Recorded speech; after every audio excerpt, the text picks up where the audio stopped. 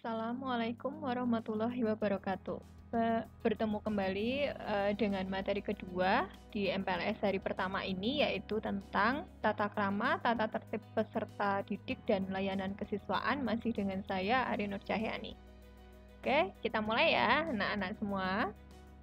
Oke, pertama kita akan membahas tentang tata krama atau etika berinteraksi daring kepada guru.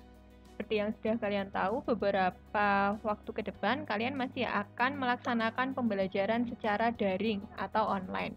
Nah, tentu saja interaksi antara kalian dengan guru nanti juga masih akan lebih banyak melalui daring atau online. Nah, perlu kalian perhatikan apa-apa saja yang harus dilakukan ketika kalian berinteraksi secara daring terhadap guru. Nah, apa saja itu? Yang pertama, kalian harus dapat memperhatikan waktu saat menghubungi guru.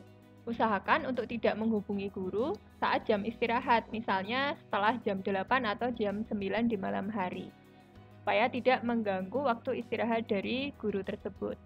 Kemudian yang kedua, biasakan kalian menuliskan salam sebagai pembuka di pesan yang kalian sampaikan. Misalnya bisa dengan Assalamualaikum, selamat pagi, selamat sore, selamat malam, dan seterusnya. Nah, jangan lupa juga menuliskan identitas kalian.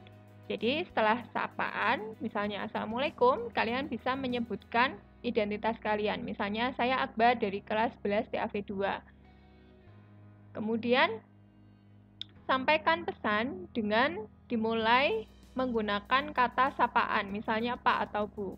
Setelah tadi salam, kemudian menuliskan identitas, kalian bisa menyampaikan pesannya dimulai dengan Pak, Bu, mohon maaf, dan seterusnya. Jangan lupa di akhir pesan kalian sampaikan terima kasih. Nah, jika pesan kalian tidak langsung mendapat respon dari guru, maka mohon untuk bersabar. Artinya, jangan lakukan spam atau mengirim pesan-pesan singkat yang tidak terlalu penting, ping lah atau apalah kepada guru tersebut. Kalau misalnya setelah ditunggu dalam beberapa waktu lama kok tidak ada respon, barangkali chat kalian tenggelam atau bagaimana, kalian bisa mengirim ulang chat tersebut. Atau jikalau mendesak, kalian bisa melakukan panggilan telepon. Ingat, tata krama dan etika saat telepon hampir sama dengan tadi saat menuliskan pesan melalui teks, kalian juga harus disampaikan dengan sopan santun. Nah, itu tadi tata krama atau etika berinteraksi daring terhadap guru. Nah, yang kedua, kita akan membahas tentang tata tertib umum peserta didik, utamanya selama pembelajaran daring atau online. Sebenarnya tata tertib peserta didik itu diatur secara detail mulai dari misalnya pakaian yang harus digunakan, kemudian tata krama dalam bersikap, dan seterusnya. Hanya untuk kali ini kami akan menyampaikan tata tertib secara umum yang itu berlaku untuk peserta didik, terutama selama pembelajaran online. Apa saja itu? Yang pertama, kalian wajib menjaga penampilan dan perilaku baik,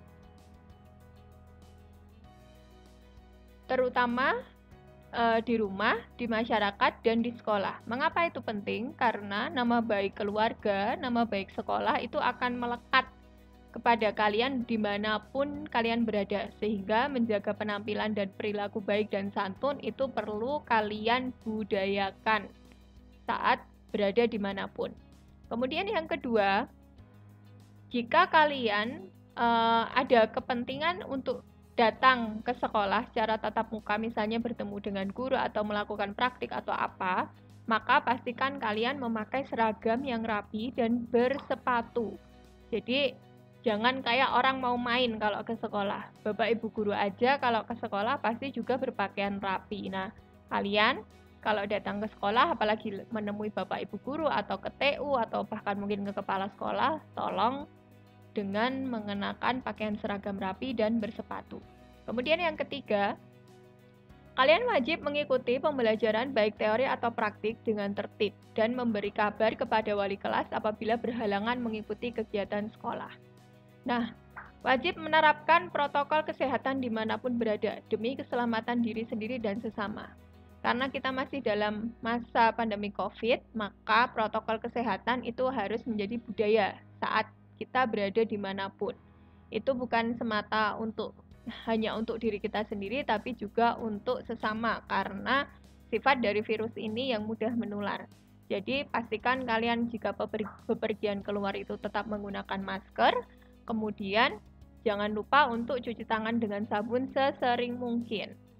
Kemudian, poin yang kelima yaitu berusahalah untuk proaktif dalam mencari informasi tentang akademik maupun non-akademik kepada wali kelas atau guru. Jadi, proaktif kalian, keaktifan kalian terhadap hal-hal yang berkaitan dengan pembelajaran atau akademik kalian itu sangat penting selama pembelajaran daring. Setiap guru itu mengampu ratusan siswa. Jadi, sangat mungkin misalnya ada lupa atau mungkin ada yang miss.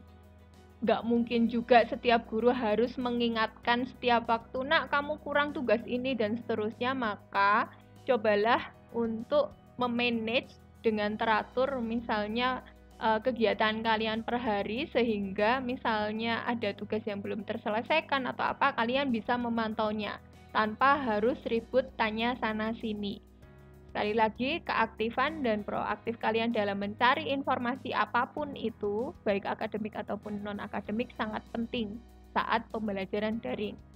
Kemudian poin yang keenam yaitu bersedia belajar, baik secara mandiri ataupun kelompok dengan memanfaatkan berbagai sumber belajar. Jadi, karena pembelajarannya daring, tidak tatap muka di sekolah untuk sementara ini, maka kalian bisa melakukan pembelajaran secara mandiri, misalnya belajar sendiri di rumah, atau bisa juga dengan kelompok kecil. Artinya misalnya ada teman kalian satu kelas atau satu jurusan yang rumahnya dekat, boleh membuat kelompok kecil asal dengan tetap menerapkan prokes tadi untuk belajar bersama. Kemudian memanfaatkan berbagai sumber belajar. Kita tahu saat ini kita bisa belajar dari sumber manapun, apa saja. Dari YouTube, dari blog, dari buku, semuanya bisa kalian manfaatkan. Kemudian yang terakhir adalah berusahalah untuk menanamkan sikap positif dan suasana kondusif baik saat pembelajaran, dalam pergaulan, daring atau luring, pergaulan sesama teman utamanya, serta saat menjadi bagian dari keluarga dan masyarakat. Jadi, penting untuk menciptakan suasana kondusif. Jangan mudah terhasut, jangan mudah mengolok-olok, bully apa segala macam, meskipun itu hanya melalui chatting WA. Hati-hati, karena kita tidak tahu kesulitan apa yang dihadapi setiap orang saat ini. Masing-masing semuanya sedang berjuang. Jadi akan lebih baik jika kita menjaga sikap positif, akan lebih baik lagi jika kita bisa saling mendukung untuk kemudian terbentuk suasana yang kondusif. Nah, berikutnya kita sudah merangkum beberapa pertanyaan yang sering muncul dari peserta didik tentang banyak hal, baik tentang misalnya diri sendiri ataupun berkaitan dengan layanan kesiswaan di SMK Negeri Bansari. Nah, pertanyaan-pertanyaan ini kami rangkum dan coba kami jawab, nanti kami jelaskan. Sehingga harapannya kalian nanti punya dalam tanda kutip petunjuk bagaimana seharusnya menjalani pendidikan selama 3 tahun ke depan di SMK Negeri Bansari. Pertanyaan yang pertama, setelah lulus dari SMK aku akan kemana? Nah, SMK memang berbeda dengan SMA. Kalau SMA itu pembelajarannya lebih menitik beratkan pada aspek pengetahuan yang siswanya disiapkan untuk melanjutkan ke jenjang yang lebih tinggi atau kuliah. Sedangkan SMK itu lebih kepada keterampilan. Anak-anak disiapkan selain dia punya pengetahuan tapi juga terampil dalam bidang tertentu. Namun, bukan berarti lulusan SMK tidak memiliki kesempatan untuk melanjutkan ke jenjang yang lebih tinggi. Jadi, ada 3 pilihan setelah kalian lulus. 1, bisa bekerja, langsung bekerja dengan keterampilan, bekal keterampilan yang kalian miliki. Yang kedua, kalian juga bisa kuliah atau melanjutkan pendidikan ke perguruan tinggi sesuai dengan passion atau minat kalian ke depan nanti. Kemudian yang ketiga, kalian juga bisa belajar atau mencoba untuk menjadi wirausaha. Pertanyaan yang kedua, kepada siapa aku bisa bertanya tentang informasi akademik atau non-akademik? Seperti tadi yang sudah disampaikan. Kalian boleh tanya kepada guru. Nah, gurunya ini guru siapa? Wali kelas itu adalah orang tua kedua kalian. Di rumah punya orang tua kandung, di sekolah punya orang tua kedua, utamanya adalah wali kelas.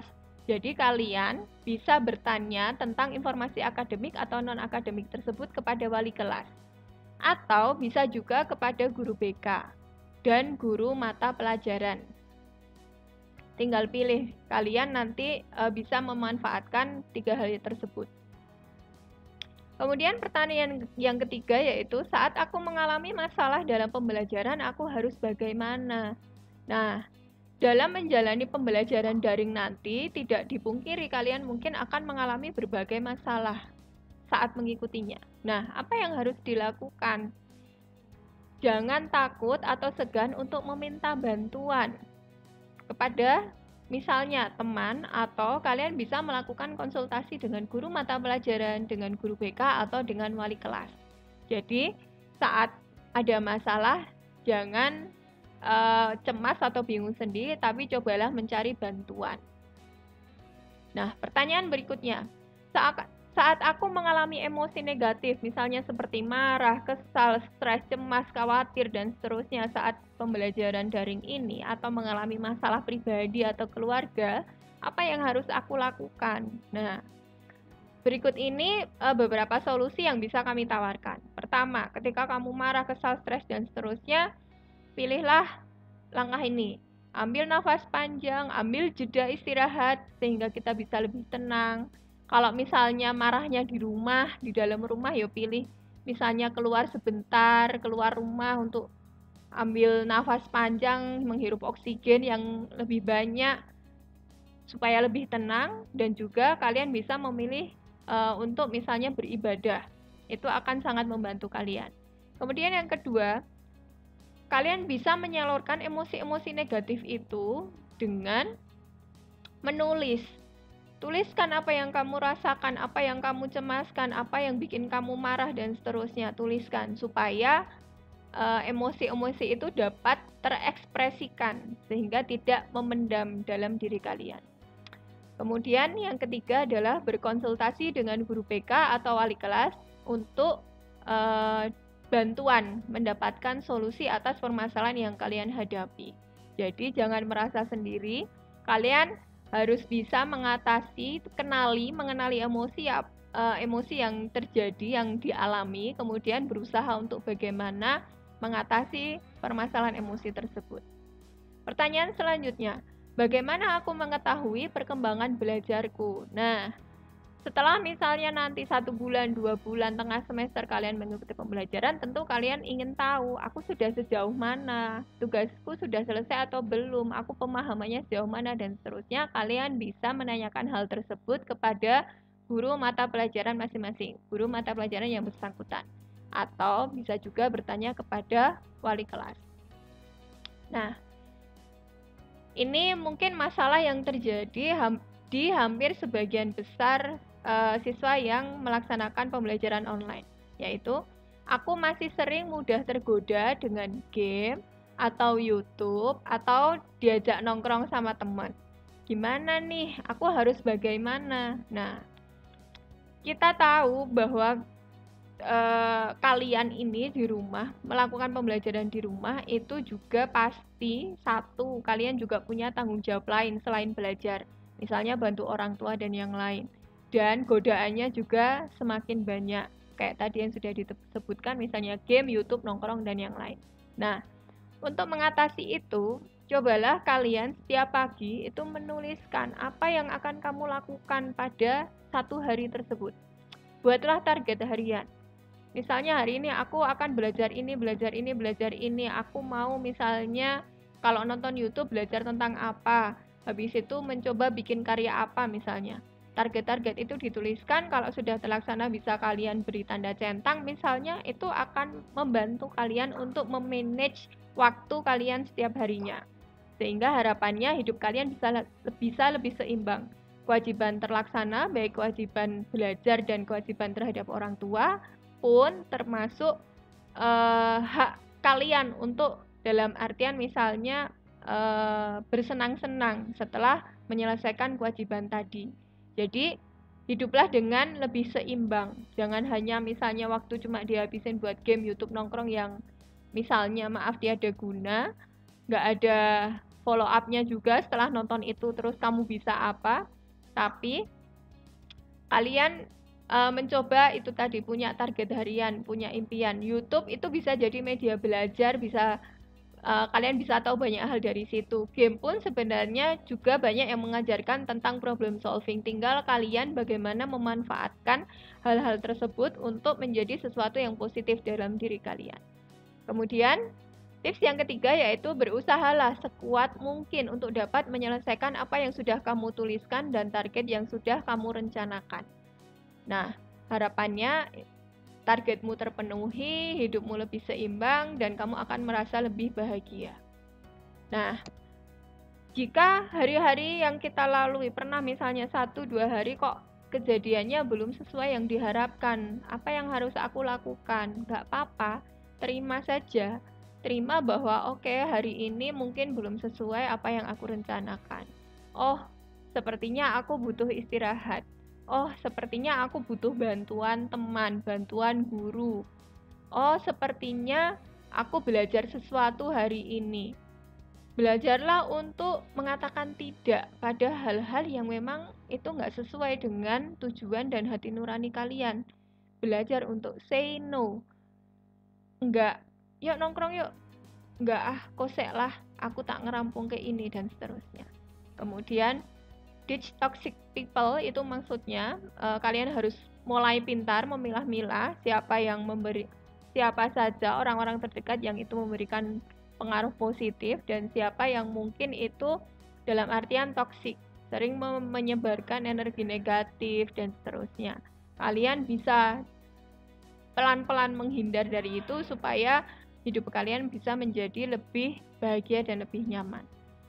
Ketika kalian menghadapi misalnya hari yang tidak sesuai dengan harapan, ya udah diterima dulu aja. Kalian masih punya hari esok yang bisa kalian ukir hari itu sesuai dengan apa yang kalian rencanakan dan kalian harapkan, sehingga hari berikutnya punya harapan baru lagi. Oke, demikian tadi yang dapat kami sampaikan tentang tata krama, tata tertib, serta layanan kesiswaan di SMK Negeri Bansari. Pesan kami tetap semangat dan jangan mudah menyerah ya. Kita tahu situasi ini nggak mudah, situasi ini sulit, tapi bukan berarti kita kemudian berhenti. Kita harus tetap maju. Jangan takut, kamu tidak sendirian, karena kita bersama-sama di sini. Kita bisa saling gandeng tangan, saling mendukung untuk kemudian meraih sukses bersama-sama. Terima kasih sudah berusaha. Bersyukurlah kalian sudah diterima menjadi bagian dari SMK Negeri Bansari.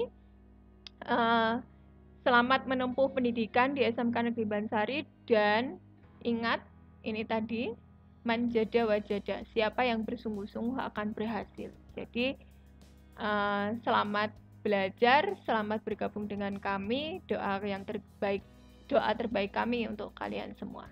Saya tutup. Wassalamualaikum warahmatullahi wabarakatuh.